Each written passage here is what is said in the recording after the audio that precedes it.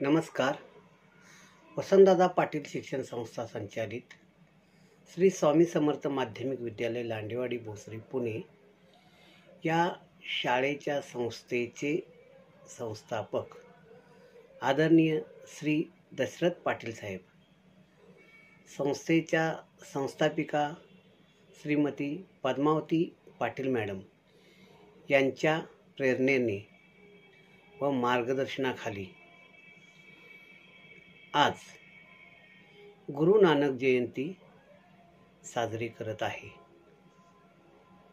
प्रथम संस्थेच्या व शाळेच्या वतीने सर्व शिक्षक, शिक्षकेतर कर्मचारी, विद्यार्थी आणि पालक या सर्वांना मनपूर्वक गुरु नानक जयंतीच्या हार्दिक शुभेच्छा.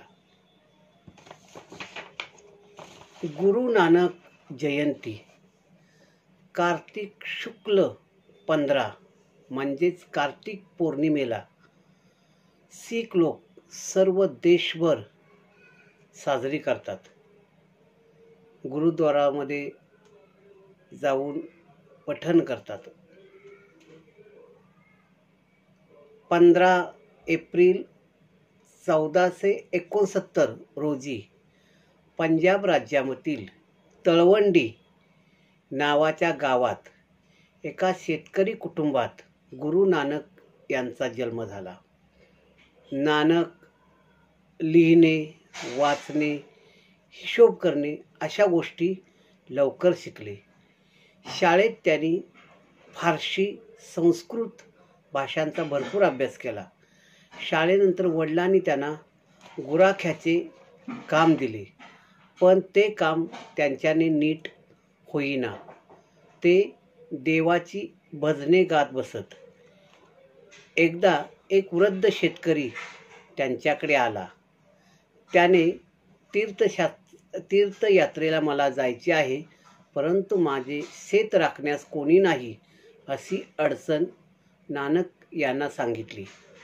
त्यावर गुरु नानक त्याला म्हणाले, मी तुझ्या शेतीची राखण करीन. त्यानंतर शेतकरी निघून जातो. गुरु नानक शेतीची राखण करण्यासाठी शेतावर जातात. तेव्हा त्यांना गव्हावर चिमण्या बसलेल्या दिसतात. त्या चिमण्या पिकातील गहू खात असत होत्या असं त्यांनी पाहिले. परंतु पाखरे देवाचे आहेत, शेत देवाचे आहे असे म्हणून त्यांनी त्या चिमण्यांना हाकलून दिले नाही, दुर्लक्ष केले. त्यानंतर काही दिवसांनी तो शेतकरी आला.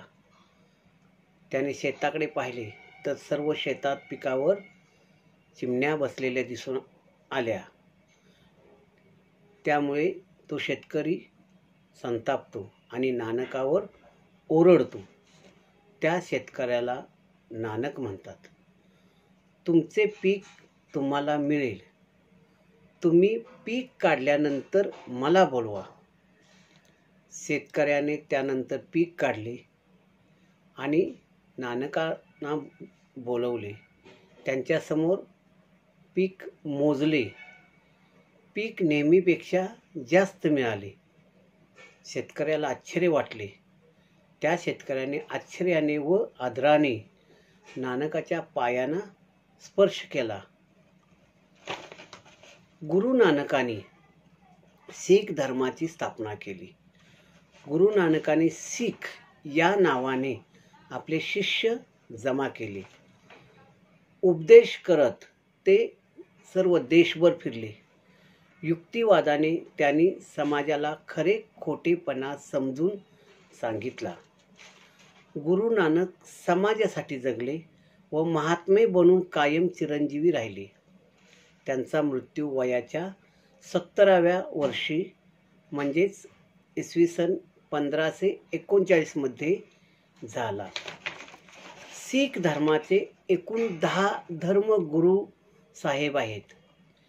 पहिले शीख गुरु नानक साहेब, दुसरे शीख गुरु अगंद देव साहिब, तिसरे शीख गुरु अमरदास साहिब, चौथे शीख गुरु रामदास साहिब, पाचवे शीख गुरु अर्जुन देवजी साहेब, सहावे शीख गुरु हरगोविंद साहिब, सातवे शीख गुरु हरराज साहिब, आठवे शीख गुरु श्री गुरु हरिकिशन साहिब, नववे शीख गुरु तेज बहादूर साहिब आणि 10वे शीख गुरु गोविंद साहिब. शीख धर्मियाचा पवित्र ग्रंथ साहिबा हा आहे. शीख लोक त्याचे या दिवशी पठण करतात. अमृतसरमध्ये शीख धर्मियाचे प्रसिद्ध सुवर्ण मंदिर आहे. तर नांदेडमध्ये 10व्या गुरु गोविंद सिंग यांचे पवित्र गुरुद्वार आहे.